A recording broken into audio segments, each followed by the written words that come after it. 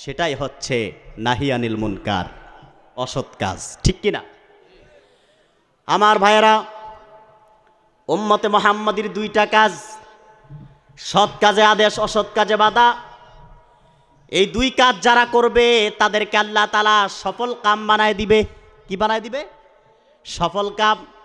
আল্লাহ রাব্বুল আলামিন কোরআন পাকে বলেন, ওয়ালতাকুম মিনকুম উম্মাতুন ইয়াদউনা ইলাল খায়রি ওয়া ইয়া'মুরুনা বিল মা'রুফি ওয়া ইয়ানহাউনা আনিল মুনকার ওয়া উলাইকা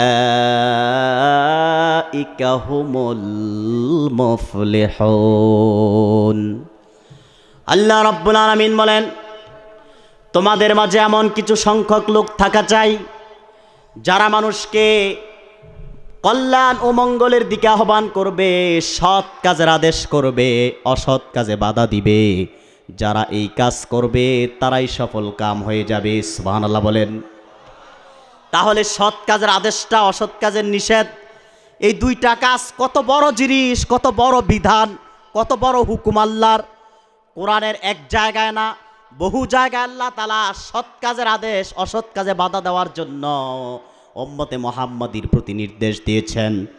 যেমন আল্লাহ তাআলা কোরআন পাকের অন্যত্রে বলেন, ওয়াল মুমিনুনা ওয়াল মুমিনাতু বা'দুহুম আউলিয়াউ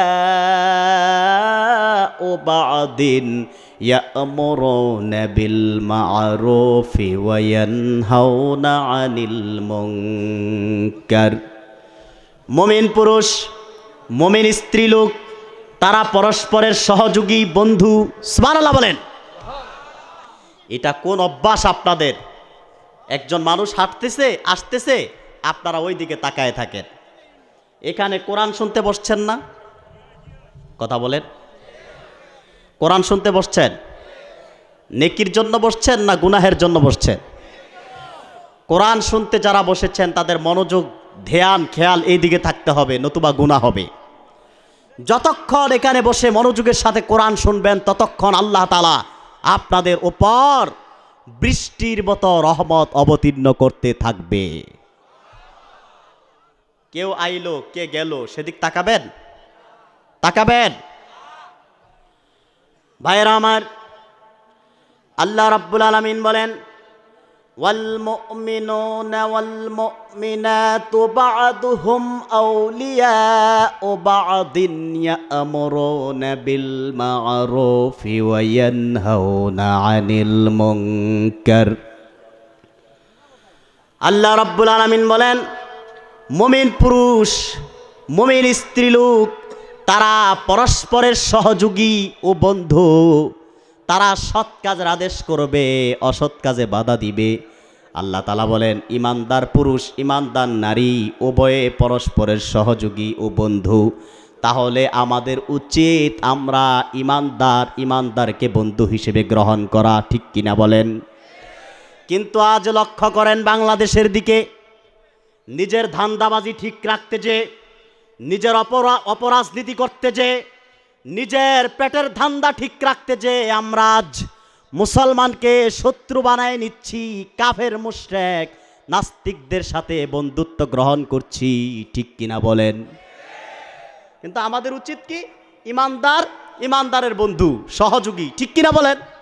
আর আমরা মুসলমানকে সহযোগী না বানায়া কাফের বেঈমান নাস্তিকদের সাথে আতাত করছি। এটাই হচ্ছে কিয়ামতের লক্ষণ।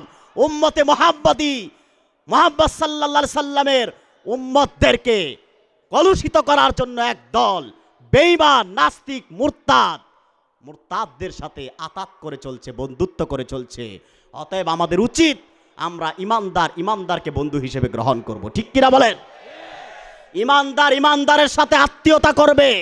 কিন্তু আজ দেখা যাচ্ছে, আপনারা শুনলে অবাক হবেন, আপনাদের সিলেটের এক কন্যাকে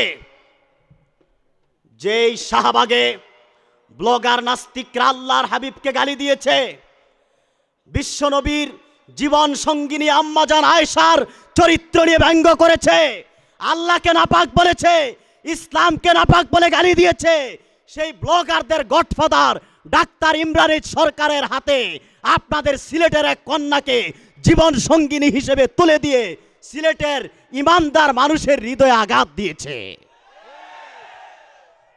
ঠিক কিনা বলেন? আমরা মুসলমানের সাথে বন্ধুত্ব হবে, ঠিক কিনা বলেন?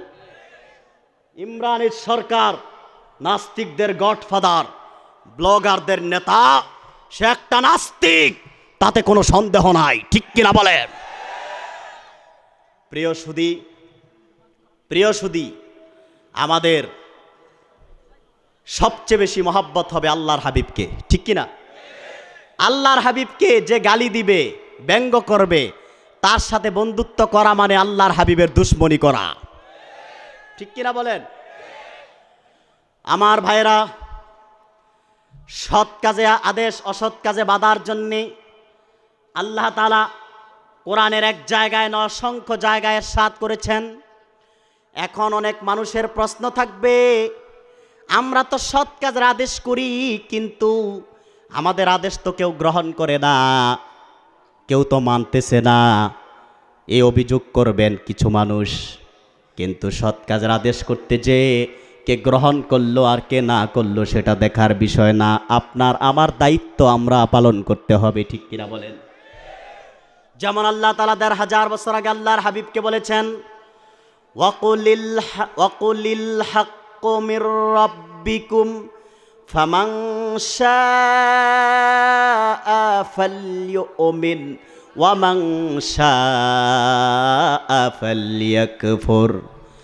আল্লাহ রাব্বুল আলামিন তার হাবিবকে ডাক দিয়ে বলেছেন, হাবিব, দোস্ত আমার মুহাম্মদ সাল্লাল্লাহু আলাইহি ওয়াসাল্লাম, দুনিয়াবাসী কাফের মুশরিকদের কুরাইশদেরকে বলেন, জগতের মালিক আল্লাহর পক্ষ থেকে সত্য এসেছে, যিনি জাহানের মালিক তার পক্ষ থেকে সত্য এসেছে, যার ইচ্ছা সত্যকে গ্রহণ করুক, ঈমান আনুক, আর যার ইচ্ছা সত্যকে অস্বীকার করে বেঈমান থাকুক, কিন্তু আপনি আপনার দাওয়াতের কাজ চালায় যান, ঠিক কিনা বলেন?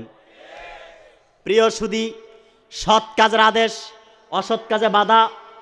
সৎ কাজের আদেশ অসৎ কাজে বাধা দিতে গেলে বাধা আসবে, বিপত্তি আসবে, হামলা হতে পারে, মামলাও হতে পারে, জেল হতে পারে, জুলুম হতে পারে, নির্যাতন হতে পারে, নিষ্পেষণ হতে পারে। কিন্তু ইমানদার মুমিন নূর নবীর শ্রেষ্ঠ উম্মতে মুহাম্মাদি হামলা, মামলা, জেল, জুলুম, শাসকের রাজকীয় শক্তিকে উপেক্ষা করে আল্লাহর দ্বীনের কাজ, দাওয়াতের কাজ চালিয়ে যাবে, সৎ কাজের আদেশ দিয়ে যাবে, অসৎ কাজে বাধা দিয়ে যাবে। এটাই হবে উম্মতে মুহাম্মাদির পরিচয়, ঠিক কিনা বলেন? এটাই হবে কি রাসূলুল্লাহর উম্মতের পরিচয়, ঠিক কিনা? যেমন সৎ কাজের আদেশ দিতে গেলে শুধু কি আমাদেরকে বাধা দেয় না? ১,৫০০ বছর আগ থেকে শুরু হয়েছে বাধা। কথা বলেন?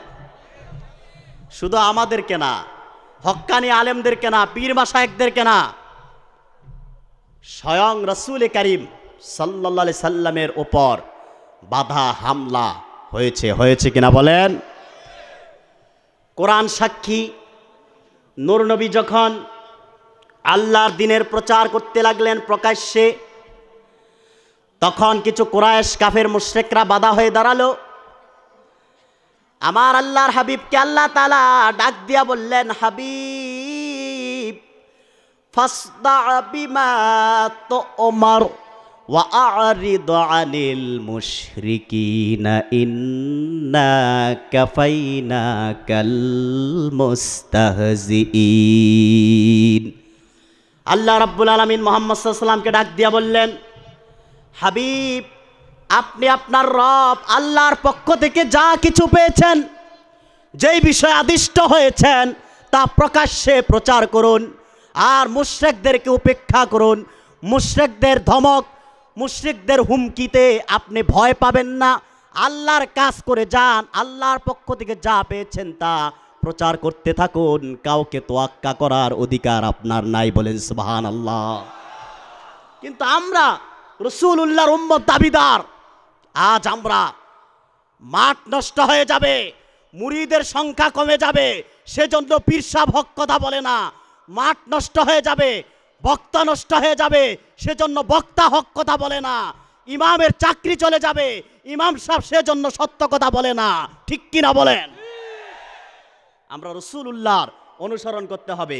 রাসূল করিম সাল্লাল্লাহু আলাইহি সাল্লামকে আল্লাহ তাআলা বললেন, ফাস্তা বিমা তুমার ওয়া আরিদ আনিল মুশরিকিন, আপনি যা পেয়েছেন তা প্রকাশ করুন প্রকাশ্যে, আর মুশরিকদেরকে উপেক্ষা করেন। সুবহানাল্লাহ বলেন। আমরা রাসূলের অনুসরণ করব না বোবা পীরদের অনুসরণ করব? আমাদের দেশে কিছু বোবা পীর আছে। কি আছে? বোবা পীর। মুরিদদেরকে তসবিহ তাহলিলের সবক দেয়, কিন্তু জিহাদের সবক দেয় না, হক কথা বলার সবক দেয় না, সৎ কাজে আদেশের সবক দেয় না, অসৎ কাজে বাধার সবক দেয় না, ঠিক কিনা বলেন? এরা হচ্ছে ভণ্ড পীর। কি পীর? ভণ্ড পীর। আর হক্কানি পীরের কাজ কি হবে? আপনারা বলেন, বাংলাদেশের সবচেয়ে বড় পীর ছিল শাহজালাল ইয়ামানী রহমতুল্লাহ। ওনার চেয়ে বড় পীর আছে? বলেন। বাংলাদেশের সবচেয়ে বড় পীর ছিলেন হযরতে শাহজালাল ইয়ামানী রাহমাতুল্লাহি আলাইহি, ঠিক কিনা বলেন? এতে কোনো দলের মানুষের মতবিরোধ আছে? সবাই এক বাক্যে রাজি, হযরতে শাহজালাল ইয়ামানী আমাদের বাংলাদেশের মধ্যে শ্রেষ্ঠ পীর, ঠিক কিনা? শ্রেষ্ঠ ওলি। ইতিহাস সাক্ষী, হযরতে সিলেট বিভাগটা ছিল শিরক আর কুফরের ভূখণ্ড। যখন পাপিষ্ট গৌর গোবিন্দ রাজা ছিল, মুসলমানদের উপর অত্যাচার, নিপীড়ন, নির্যাতন করা হচ্ছিল, ঠিক তখন 7 সমুদ্রের উত্তাল ঢেউ পাড়ি দিয়ে হযরতে শাহজালাল ইয়ামানী সিলেটের মাটিতে এক হাতে তরবারি আরেক হাতে তসবিহ আর জায়নামাজ দিয়ে প্রবেশ করেছে। কুখ্যাত গৌর গোবিন্দের 20 দাঁত তরবারির দ্বারা ভেঙ্গে চুরমার করে ইসলাম এবং সুন্নিয়াতকে সিলেটে আবাদ করেছে।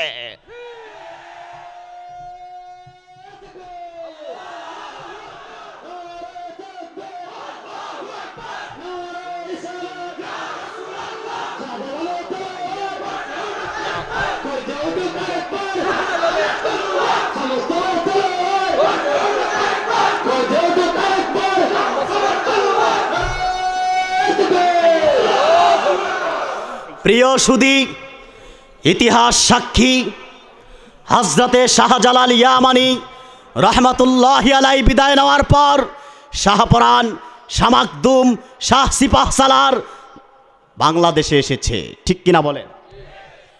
তারপরে হাদিয়ে বাঙ্গাল ও আসাম জৌনপুর খানদানের অভিভাবক আল্লামা শাহ সুফি কারামাত আলী জৌনপুরি রহমাতুল্লাহি আলাইহি বাংলাদেশে ঠিক সেই দুর্দিনে প্রবেশ করেছে যখন মুসলমান নামের আগে শ্রী লিখত। কি লিখত? আমাদের মুসলমানের নামের আগে থাকে মোহাম্মদ দিন ইসলাম, মোহাম্মদ নুরুল ইসলাম, ঠিক কিনা বলেন? আর তখন ছিল শ্রী নুরুল ইসলাম, শ্রী দিন ইসলাম। মুসলমানের নামের আগে হিন্দুদের একটা অপসংস্কৃতি ছিল, ঠিক কিনা বলেন? নাপাক একটা আদর্শকে মুসলমান গ্রহণ করেছিল। মুসলমান হিন্দুদের মতো ধুতি আর লেংটি পরিধান করত। বাংলাদেশের ইসলামের দুর্দিনে হযরতে শাহ কারামাত আলী জৌনপুরি রহমাতুল্লাহি আলাইহি সমুদ্রের উত্তাল ঢেউ পাড়ি দিয়ে কালেমার দাওয়াত নিয়ে বাংলাদেশে প্রবেশ করেছে। একজন নয়, দুইজন নয়, 1 লাখ নয়, 2 লাখ নয়, 2.5 কোটি মুসলমানকে তিনি কালেমার দাওয়াত দিয়ে কালেমা পড়ায় মুসলমান বানিয়েছে। সেজন্যেই বাংলাদেশ স্বাধীনতার সূর্য উঠেছে। বাংলাদেশে স্বাধীনতার অতন্ত্র প্রহরী হচ্ছে শাহ কারামাত আলী জৌনপুরি। কারণ মুসলমানের সংখ্যা বাংলাদেশে বেশি।